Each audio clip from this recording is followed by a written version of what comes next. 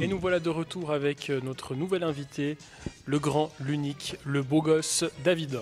Bah salut. Salut David. Alors, j'utiliserai pas forcément ces adjectifs, tu vois, mais si tu les utilises toi, c'est bon. Tu utiliserais quoi comme adjectif? Sous-estime, moi, je trouve. Hein. Ah non, bah, je sais pas, fondateur, ça me va bien, mais, mais sinon... David le fondateur. Voilà, le fondateur de Polymanga, ouais. Polymanga. Alors, Polymanga, tu peux... Oui. Qui est? Bah, Polymanga qui est le gros festival de pop culture en Suisse, et puis qui a réuni donc cette année, cette fois-ci à Lausanne, bah, plus de 51 000 personnes pendant le week-end de Pâques. Donc 51 000, c'est encore un record, c'est ça? Oui, c'est un record bon. Après, on est à quelques centaines de plus par rapport à la dernière fois, quoi. Mais on est toujours au-delà des 50 000, et puis c'est cool, ça prouve que les gens y suivent, quoi. Il te faut combien de temps pour préparer le Polymanga? Chaque année À peu près toute l'année. Après, j'ai Polymanga et puis tous les 6 mois. En gros, j'ai un autre gros événement. J'ai aussi Artouplay à Nantes.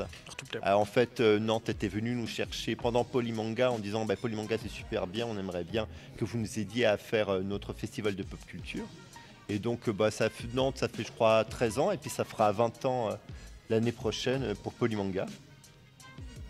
Déjà, c'est fou. Le micro, ça va, les gars? Comme il le tient? Ouais, impeccable, ouais. Excuse-moi. Et du coup, chaque année, il y a un peu plus de monde à Polymanga? Un peu plus, oui, il y en a quelques centaines. Il y en avait quelques centaines de plus.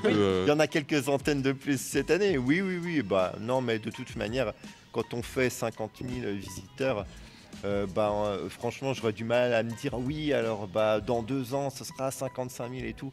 On a déjà passé un cap à 50 000 et puis moi, ça me va bien pour le moment, la taille actuelle et puis l'affluence actuelle, c'est très très bien. Hein. Non, c'est clair. Et comment tu gères ça? Est-ce que tu as toujours une grosse pression à chaque fois que tu prépares l'événement Oui. Oui, mais en fait, ce qui est assez amusant, c'est que finalement, je sais pas si amusant est vraiment le terme, mais chaque année, on se dit l'année prochaine, ça va être plus simple parce que maintenant, on commence à connaître des trucs. On va mieux s'organiser. Oui, mais en fait, quand tu es organisateur d'événements, tu essayes de faire en sorte de prévoir aussi longtemps que possible à l'avance tous les problèmes que tu vas avoir sur place. Donc c'est ça ton métier. Et puis chaque année, il y a de nouveaux problèmes sur place aussi. Mais heureusement, tu as géré ceux que tu avais déjà prévus. Donc en gros, plus ou moins, ça se voit pas. D'accord. Et généralement, tu es satisfait de l'événement? Là, à plus de 50 000, faudrait être vraiment difficile. Le but, c'est quand même de faire du qualitatif. C'est-à-dire que voilà, on essaye de faire de la surqualité. C'est-à-dire que pour 50 balles en 4 jours, l'entrée visiteur, qu'est-ce qu'on peut offrir?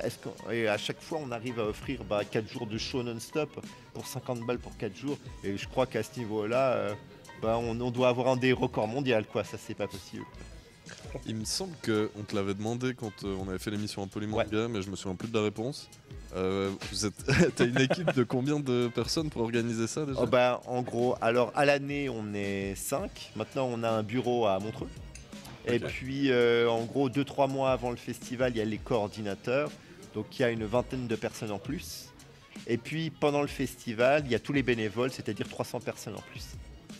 Ok, mais toute l'organisation avant, vous êtes 25? 5. T'as dit qu'après, il y a 20 personnes qui... Il y a 5 à l'année, et puis 2-3 mois avant le festival, il y a 20 personnes qui viennent se rajouter, ouais. Je pensais que vous étiez genre 500. Je pensais que vous étiez 50. Si tu veux, le but c'est quand même qu'il y ait plus de gens, de spectateurs que sur scène, tu vois. Oui, quand il y a plus de gens sur scène que de spectateurs, c'est que le spectacle est raté. Mais je sais pas si tu te souviens, sur l'émission à Polymanga, on avait déjà eu ce problème arithmétique avec l'infiltré en fait qui avait de la peine à faire les comptes entre passer de 5 à 20 pour arriver à 605 à la fin. Ils finissent, ils sont beaucoup, mais pour beaucoup de monde. Oui. Et la particularité de cette année, c'est que tu l'as fait à Lausanne. Habituellement, ça se fait à Montreux au 2M2C. Pendant 10 ans, ça s'est fait à Montreux. 10 ans, ouais. Donc il y a eu quand même, au niveau de l'organisation, ça a été un élément perturbateur. C'est un truc qui t'a pris plus de temps à organiser, ou tu t'es adapté en fait au changement du lieu et puis voilà? Alors comme j'ai l'habitude de dire, on a quand même été itinérant du spectacle pendant un moment. C'est-à-dire qu'on a quand même, là ça fera 20 ans l'année prochaine, en 20 ans on a quand même changé passablement de centre de congrès. On a fait d'abord le PFL, puis ensuite Palexpo, puis ensuite Beaulieu, puis ensuite le deuxième dossier, puis maintenant de nouveau Beaulieu. Donc déménager de base, ça me fait pas peur, mais c'est vrai que c'est une surcharge de travail en plus, et puis qu'il a fallu gérer. Mais en fait, c'est 2 ans de préparation, en fait, Lausanne. Les appels d'offres et les demandes, ça date d'il y a 2 ans. Ah ouais, ok. Vous avez dû anticiper le fait que ça allait être en travaux à Montreux pour pouvoir refaire... Oui, on avait anticipé, oui. Oui, on a reçu cette question rigolote du 20 minutes qui nous avait dit non mais alors, en fait, vous aviez déjà prévu que vous ne seriez pas là pendant 3 ans. Alors, est-ce que vous étiez dans le secret des dieux ? Non, on avait juste anticipé. Donc non, on n'avait pas eu d'informations supplémentaires. On s'était juste dit 2 ans pour une rénovation totale. Ça nous semble un peu court et du coup, on avait déjà prévu 3. Ok, donc même si c'est fini avant, ça sera quand même à Lausanne Pendant 3 ans, oui. Ce sera fini avant. Là, déjà, comme c'était reporté... on est à peine au début, ils annoncent déjà un report. Donc, ça sera difficilement, ça sera, dans le meilleur des cas, ça sera 3 ans. Ouais. Donc durant l'événement, oui, vas-y Sylvain. Ouais, l'année prochaine, donc la 20e édition, tu as dit que c'était très important la qualité. Oui. La qualité, il faut toujours innover. Comment est-ce que tu organises ta veille pour dénicher les nouveautés, les nouveaux talents, année après année ? C'est un travail de chaque instant, en fait. C'est un travail quotidien. Mais en fait, c'est, on va dire, une dérive de mon travail d'avant, on va dire. Parce qu'à l'époque, je m'occupais de Power 3D, donc j'avais 14 ans.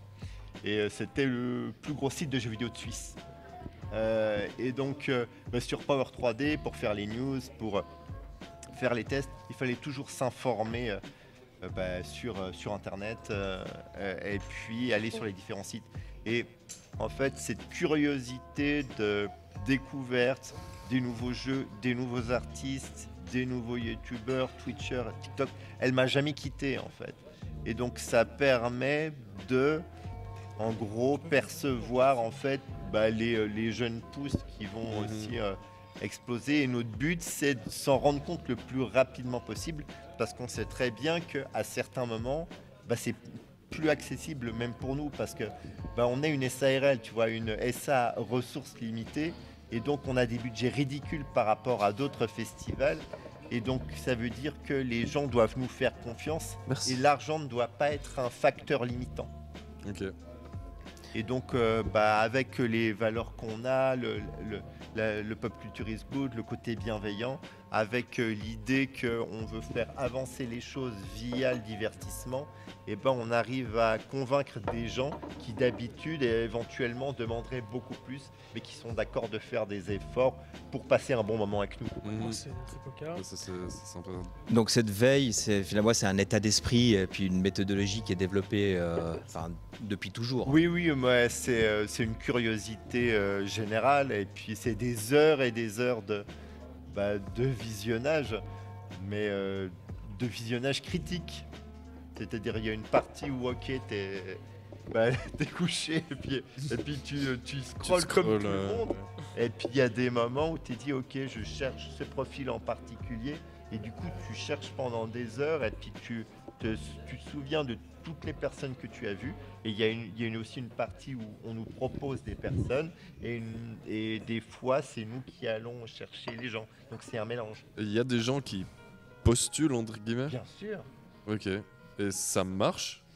Pas tout le temps. Quoi, ils envoient un CV, une lettre de motivation, non, j'ai tant d'abonnés, je fais ça, ils envoient pas un CV, mais en gros ils nous disent voilà, je m'appelle truc, je suis sur Insta ou TikTok ou Twitch et voici ce que je fais.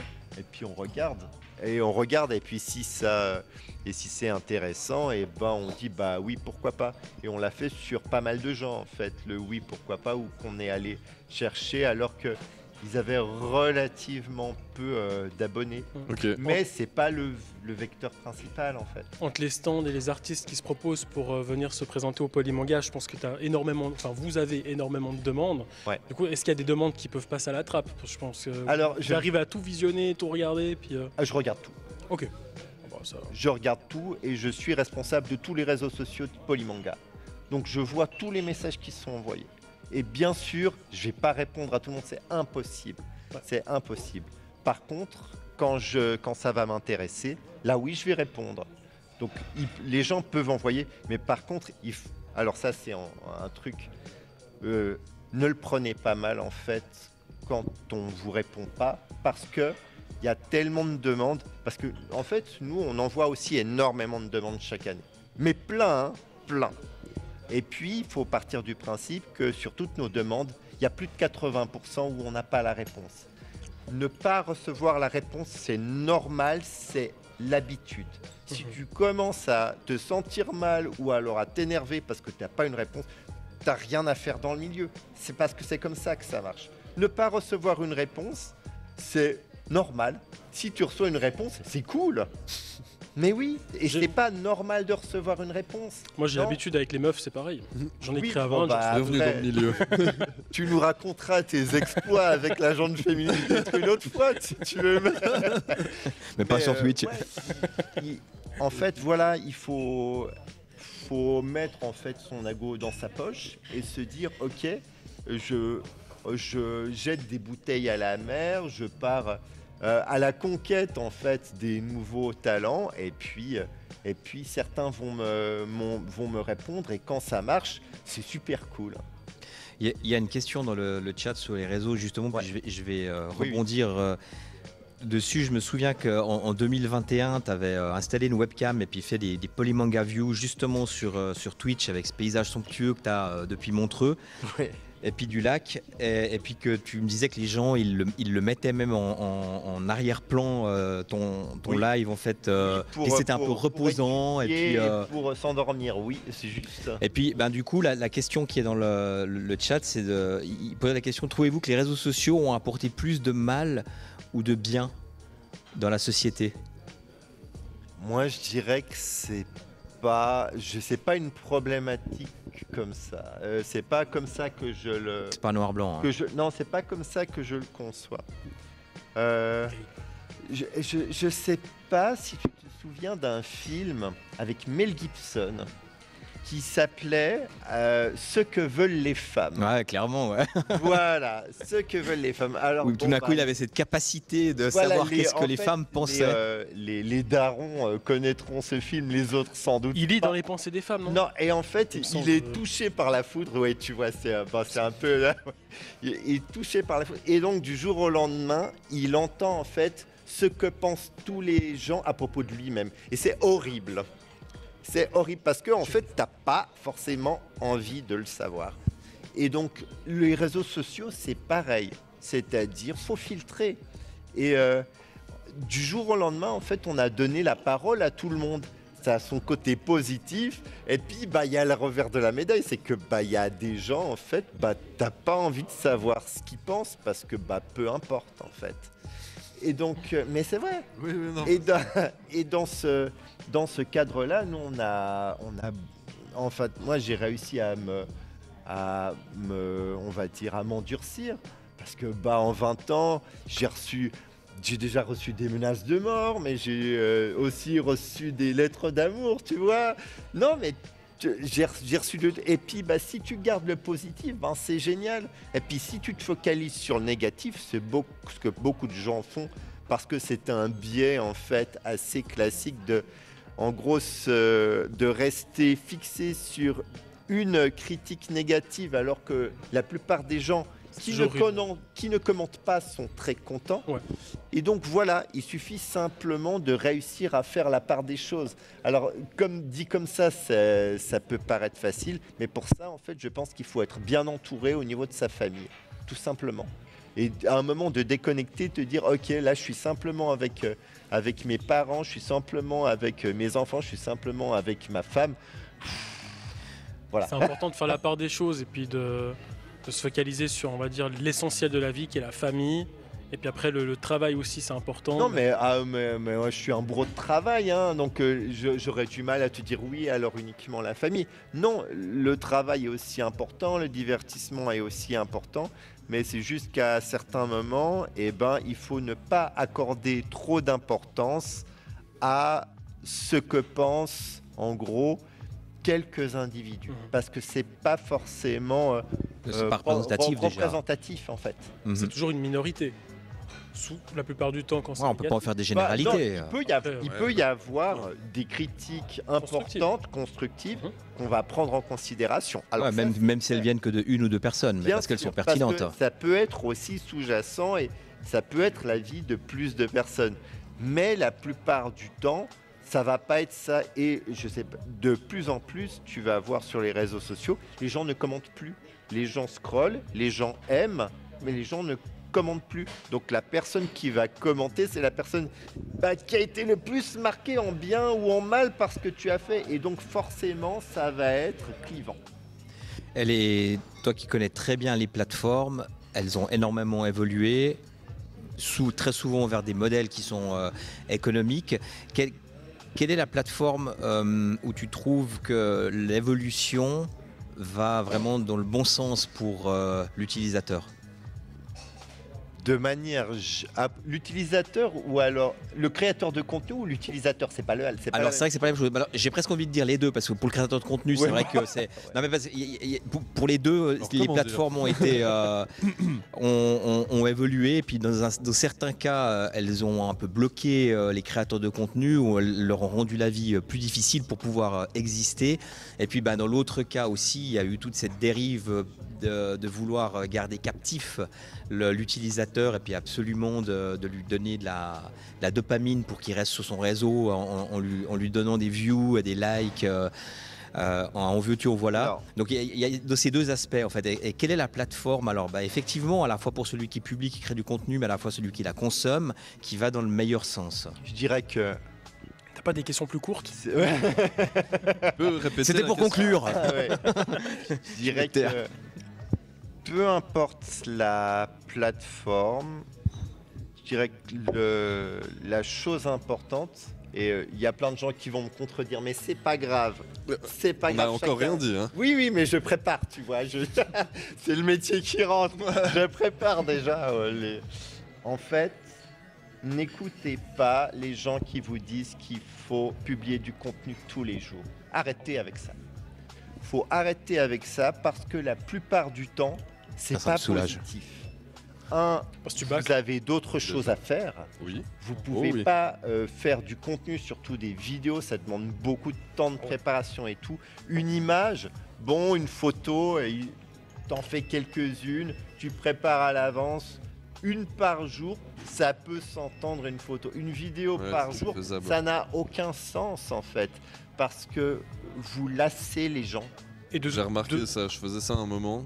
Et les gens ils en peuvent plus en fait de voir ta gueule. Au début ils sont contents puis après ils en peuvent plus de voir ta gueule. Mais même moi je peux plus voir ma gueule. À moins que tu sois surcréatif, que tu arrives à te renouveler tout le temps, à être hyper drôle, mais c'est vrai qu'à un moment donné t'es cramé. Ce que tu dis c'est intéressant parce que souvent, peut-être tu as eu la même chose. Quand je fais mes contenus sur YouTube, les gens se plaignaient parce que je faisais pas assez de contenu.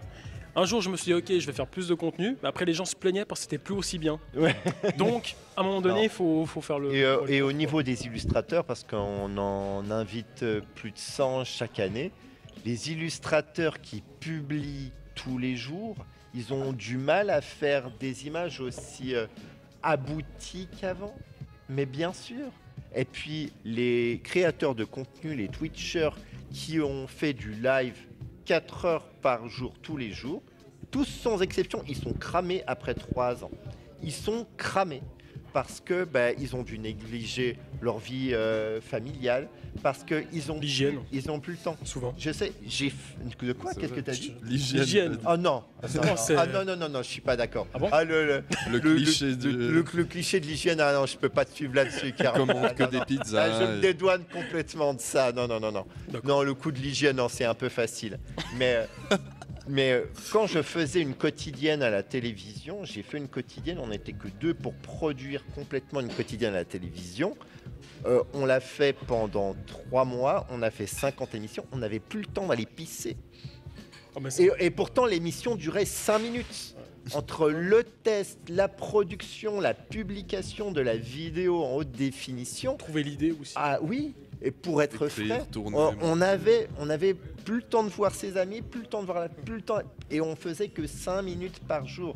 Donc, si j'ai un conseil, c'est essayez de faire de la qualité. Ne faites pas absolument un post par jour. C'est un non-sens et vous allez lasser les gens. Je dirais que, allez. Faut dire ça aux 20 minutes. Oui, mais ça n'a rien à voir. C'est un site de news, c'est un site de news. Oh là là. Mais la vanne facile. Il y a quelqu'un de éditeur là-bas, c'est pour ça. Essayez déjà, à minima, une fois par semaine, c'est bien. Et si vous voulez être plus régulier, pour moi, le max, c'est 3 fois par semaine. Plus, ça sert à rien, les gars. Ça sert à rien. 2 par mois, c'est bien, je trouve. Oui, bon, après, ça dépend de la plateforme parce que sur YouTube, après ça dépend du concept aussi que tu proposes sur YouTube. On a des YouTubeurs qui postent 1 fois par mois parce qu'ils ont un contenu qui demande énormément de travail en termes mais c'est carrément des boîtes de prod à ce niveau-là. Oui, et puis les résultats sont là à chaque fois. Tu vois. Exactement, et puis c'est vrai que Twitch est une autre plateforme où on demande d'être beaucoup plus actif. Je vois que les chaînes qui marchent le mieux, c'est ceux qui tournent à 4-5 lives par semaine. Si tu fais moins, c'est un peu plus compliqué. Alors, j'ai l'impression que les gens sont très consommateurs. Même les Twitchers très connus se sont cramés en faisant des quotidiennes. Mais total. Tous. Donc, et ça te prouve en fait que si tu es pas connu en faire des quotidiennes, en gros, ça t'aidera pas forcément. Et si tu es connu, faire des quotidiennes, ça va te cramer. Donc dans tous les cas, faire des quotidiennes, c'est pas... Mais je suis pas un expert, mais il me semble que Tonton, il fait tous les matins 6-9, un truc comme ça, non ? Tonton, c'est une... C'est une machine. Force de la nature. Tonton, c'est une machine. Et maintenant, il essaye de temps en temps de, je crois, se prendre 2 jours off par semaine et tout. Déjà, c'est un bon début. Énorme. Mais alors oui, Tonton, il faut toujours un contre-exemple. Pour le coup, Tonton, effectivement, c'est un contre-exemple. Mais c'est un athlète. T'as vu la carrure de Tonton aussi ? C'est Saitama, le mec. Chauve, balèze, je te jure. Ah non, puis c'est une pile, hein. Il a une énergie. Et en fait, il le fait. Il n'est pas fait comme nous, hein. Il le fait de manière personnelle pour canaliser justement son énergie. Et puis, il fait c'est une thérapie, hein. Voilà. Ouais. C'est en même temps une thérapie pour lui, et donc ça lui convient tout à fait. Et il est excellent au niveau du contenu. Donc c'est aussi ce qui fait qu'il reste captivant et c'est pas juste... Voilà. Et c'est la surprise. La surprise, c'est aussi ce que recherchent les gens. Très bien. Top. Je sais pas si vous avez d'autres questions. On fait la transition. On va faire la transition. Je sais pas si tu auras un dernier message à nous faire passer. Un dernier message. Je vais faire un peu de pub pour le Polymanga. Vive Montreux. Je sais, il n'y a pas besoin de ça. Je suis pas venu pour faire ma pub. Je dirais, dans la majorité des cas, simplement écoutez-vous. Écoutez-vous, écoutez votre corps, écoutez votre esprit et faites du contenu qui vous ressemble. Alors ça peut paraître bateau comme ça, mais ne vous forcez pas. Ne vous forcez pas en termes de quotidienne, ne vous forcez pas en termes de rythme, ne vous forcez pas non plus en termes de contenu pour faire en gros parce que quelqu'un d'autre a fait. Dans tous les cas, quand les gars ont fait du contenu pour coller au trend, ensuite ça n'a plus fonctionné. Donc voilà, simplement essayez de rester vous-même le plus possible. Et puis si ça doit marcher, si vous faites partie des élus, ça fonctionnera. Mais en gros, prévoyez dans tous les cas un plan B. Parce que peut-être que c'est pas vous et dans tous les cas, c'est pas grave. Bon, mon plan B, c'est le chômage. Mais je te jure, c'est ça en plus. Mais je te crois, c'est un super plan B. Ça peut arriver, hein. On a la chance d'être en Suisse. Hein. Si vous cherchez des gens chez 20 minutes, je les ai taillés juste avant. Le 14 mai, j'ai plus de taf, si jamais. Okay, merci. Il a dit oui. Il a eu la feu, ouais. Ça veut dire oui. Merci infiniment, David. Merci pour tes conseils. Puis on peut l'applaudir, donc vraiment au top.